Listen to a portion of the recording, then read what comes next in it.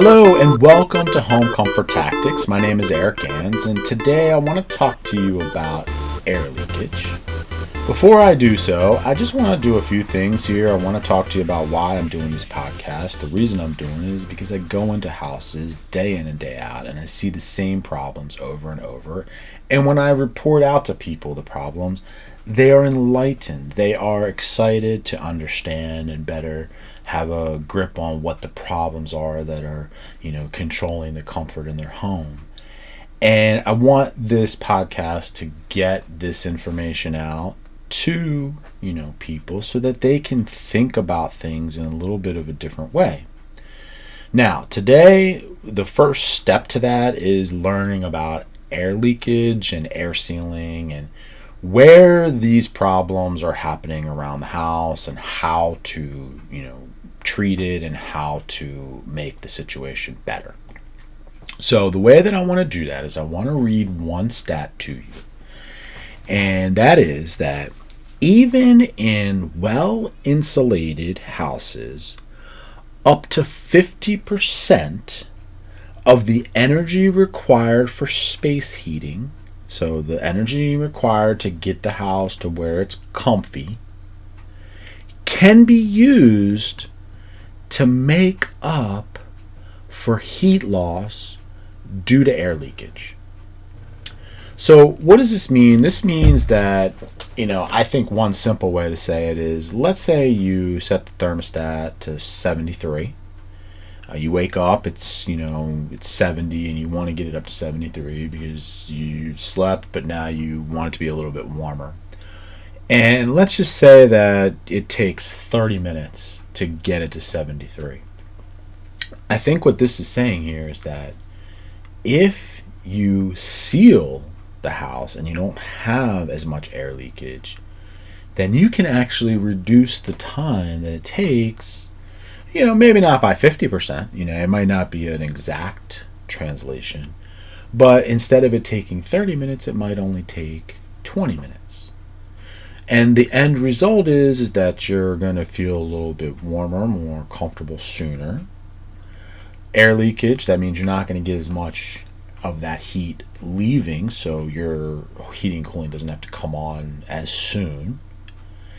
And because it didn't run for that extra 10 minutes, cumulatively over a long period of time, that's going to save a lot of money and energy.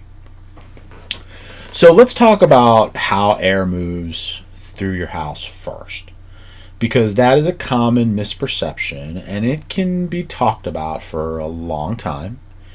But I think the best way to discuss this topic is to talk about it related to windows. Because everybody looks out the window and sees the wind and feels the drafts around the window. But in actuality, the real places that your home is losing energy by air leakage is not through windows. It's at the ceiling, points connected to the attic. It's at your basement where it's connected to the outside. And due to pressure, and this is where it gets to how air moves inside your home, due to different physics and pressures, heat rises. When you allow cool air to come in and replace the heat that leaves, it's going to consistently happen if you don't disrupt it. So the point here is that there are far more important places to seal around the house to get a better result than just sealing and replacing windows. All right, what exactly is air sealing? Well, air sealing is the process of using many different types of material. It could be foam, it could be caulking. In some cases, we use different types of sheathing. But the point is that any place that air can move between the inside of the house and the outside, we want to try to seal. Now, when it comes to retrofitting a house, and that means that, let's say your house is built in the 80s or the 90s or even early 2000s, certainly the 60s, 50s, 70s, all of that. But The point is that we can't get to every single place that your house loses energy or leaks air because you have drywall in place or paneling, you have ceilings up, and those things are costly to just tear down to air seal. So what we want to do is we want to focus in a retrofit on the places that we can get to, unfinished basements, and that's why attics are so important. So we want to get up into the attic and we want to seal all the cracks and the crevices using the different materials that I mentioned. And usually in the attic and in the basement, the best solution is foam. And the reason why it's really great is because the foam starts off, as you know, as a foam, and then it can slowly fill in as it slowly expands into the gap. And then, after about 10, 15 minutes, it hardens, and then air can't pass through. So that is a great way, a great method of sealing, and these are things that you can do yourself. However, I do want to make it clear that the type of podcast that I'm doing, it's not always a do-it-yourselfer type of thing. I get that, because not a lot of people want to spend time in their attic. But what I can tell you is that when you understand what the problems are, even if you can't get in the attic yourself, you are going to be on a better pathway to getting it fixed because you're going to understand what it is that you need done. So if you do have a handyman or even a friend or brother or son or somebody who can come and do these things for you, then you are going to be in the driver's seat because you're going to know, again, what needs to be done. There are, of course, contractors like myself, others in the BG and Pepco program that also know how to do these things, and you can seek them out as well. Okay, we talked about that. We talked about that. Where should you air seal? Well, we talked a little bit about that, but let's dive into that a little bit more because this is the part that I think does enlighten people. The places, let's talk the attic first. When you're in the attic and you're walking above the house's living space, then you can see things in a different way. So the one way that I explain this to people when I'm in the field doing an energy audit is that we all have walls, and walls have space between them. And all of our homes have air in every single part of the house. So if you think about a wall, even though you're not necessarily hanging out in there or spending any time in there, there is air in there. And that's getting back to what I was talking about being in the attic. When you're in the attic, you can see the top of a wall. And the thing about that is that no, to the naked eye, it doesn't appear as though, there are holes. When you think about a light switch in your wall in the hallway, well, what you see when you're in the attic is the person who built the house or the construction worker, they drilled a hole in the top of the framing above the wall cavity, and the wire fishes down to the switch. So that is one good example of where you have a connection point between the inside of your house and the attic. And it's one that is there 365 days a year. It's drawing, you're losing energy there because it's not properly sealed.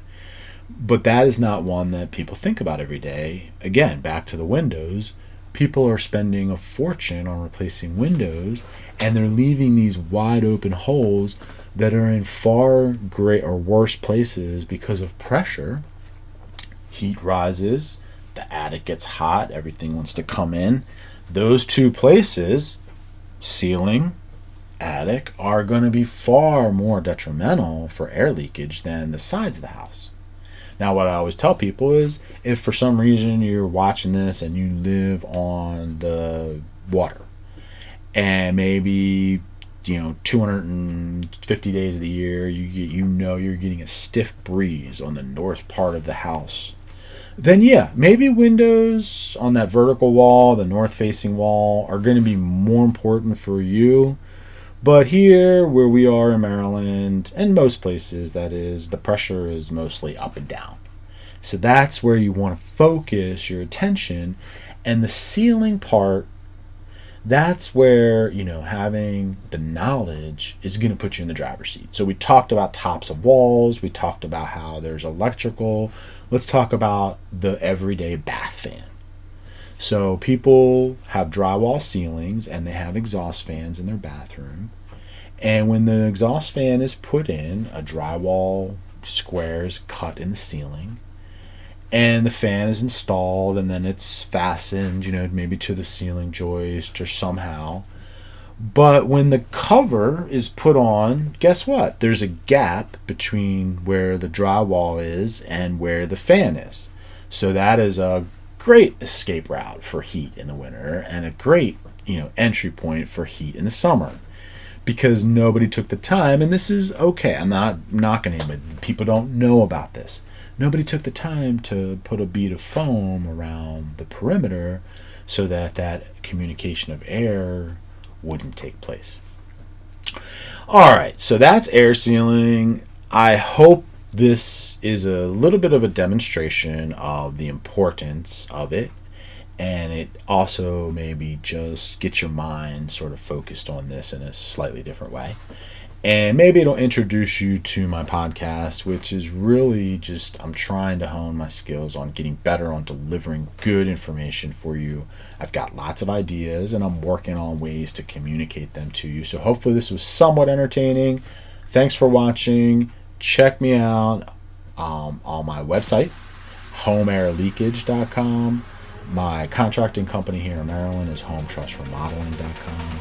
Thanks for watching.